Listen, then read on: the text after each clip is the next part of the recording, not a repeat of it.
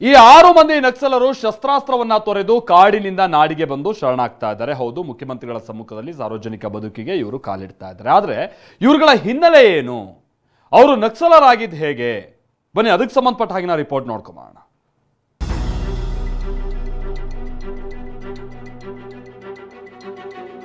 ಹೋರಾಟದ ಹಾದಿ ತುಳಿದಿದ್ರು, ಕಾಡು ಮೇಡಲ್ಲಿ ಸುತ್ತಾಡಿದ್ರು.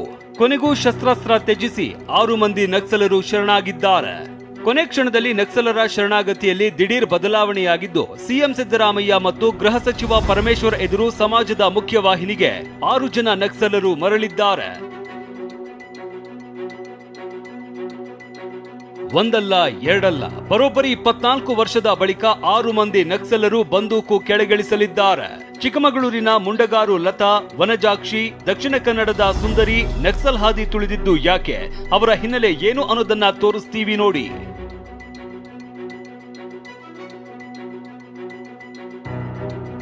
ಶೃಂಗೇರಿ ತಾಲೂಕಿನ ಮುಂಡಗಾರಿನ ಬಡ ಆದಿವಾಸಿ ಕುಟುಂಬದ ಮಹಿಳೆ ಶಿಕ್ಷಕರ ಕಿರುಕುಳಕ್ಕೆ 6ನೇ ತರಗತಿಗೆ ಓದು ಅಂತ್ಯಗೊಳಿಸಿ ಕುದುರೆಮುಖ ರಾಷ್ಟ್ರೀಯ ಉದ್ಯಾನ ಯೋಜನೆಯ ವಿರುದ್ಧ ಹೋರಾಟಕ್ಕೆ ಇಳಿದಿದ್ಲು.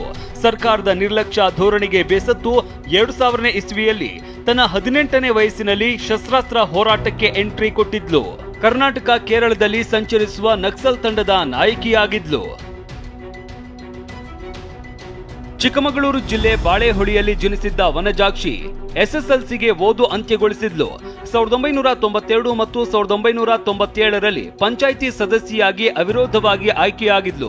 ಹೊಲಿಗೆಯನ್ನ ಜೀವನಾಧಾರವಾಗಿಸಿಕೊಂಡಿದ್ಲು. ರಾಜಕೀಯವಾಗಿ ಸಕ್ರಿಯವಾಗಿದ್ರೂ ಭೂಮಿ ಉಳಿಸಿಕೊಳ್ಳೋದಕ್ಕೆ ಪರದಾಡಲಾಯಿತು. ತುಂಡು ಭೂಮಿ ಉಳಿಸಿಕೊಳ್ಳದ ನೋವಿಗೆ ತಾಯಿ ಮಾನಸಿಕ ಕಾಯಿಲೆಗೆ ತುತ್ತಾಗಿದ್ರೆ ನೋವಿನಲ್ಲಿ ವನಜಾಕ್ಷಿಯ ತಮ್ಮ ಆತ್ಮಹತ್ಯೆಗೆ ಶರಣಾಗಿದ್ದ. ವ್ಯವಸ್ಥೆಯಲ್ಲಿ ನಂಬಿಕೆ ಕಳೆದುಕೊಂಡು 2000ನೇ ಇಸವಿಯಿಂದ ಮಾವೋವಾದಿಯಾಗಿ ಸೇರಿಕೊಂಡಿದ್ದಳು. ದಕ್ಷಿಣ ಕನ್ನಡ ಜಿಲ್ಲೆ ಕುತ್ಲೂರಿನಲ್ಲಿ ಜನಿಸಿದ್ದ ಸುಂದರಿ 3ನೇ ತರಗತಿಗೆ ಶಾಲೆ ತೊರೆದಿದ್ಲು. ಕುದುರೆಮುಖ ಉದ್ಯಾನ ಯೋಜನೆ ವಿರುದ್ಧ ಹೋರಾಟಕ್ಕೆ ಧುಮುಕಿದ್ಲು. ಅಲ್ಲದೆ ಪ್ರಜಾಸತ್ತಾತ್ಮಕ ಚಳುವಳಿ ಫಲ ನೀಡದೆಂದು ಬೇಸರದಿಂದ 2004ರಲ್ಲಿ ಅಂದ್ರೆ 19ನೇ ವಯಸ್ಸಿನಲ್ಲಿ ಮಾವೋವಾದಿಯಾಗಿ ಪಕ್ಷಕ್ಕೆ ಸೇರ್ಪಡೆಯಾಗಿದ್ಲು.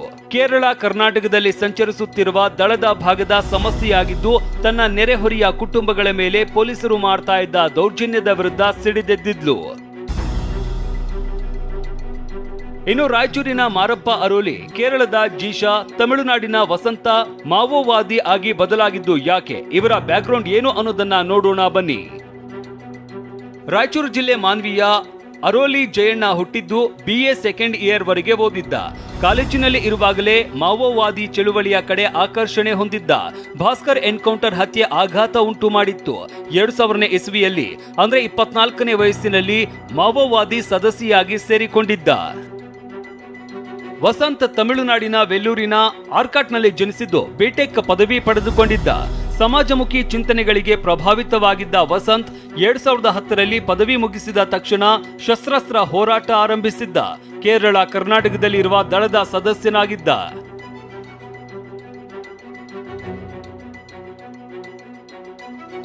ಕೇರಳದ ವಯನಾಡ್ ಜಿಲ್ಲೆ ಮಕ್ಕಿಮಲದಲ್ಲಿ ಜನಿಸಿದ್ದ ಜೀಶಾ 8ನೇ ತರಗತಿಯವರೆಗೂ ವಿದ್ಯಾಭ್ಯಾಸ ಮಾಡಿದ್ಲು.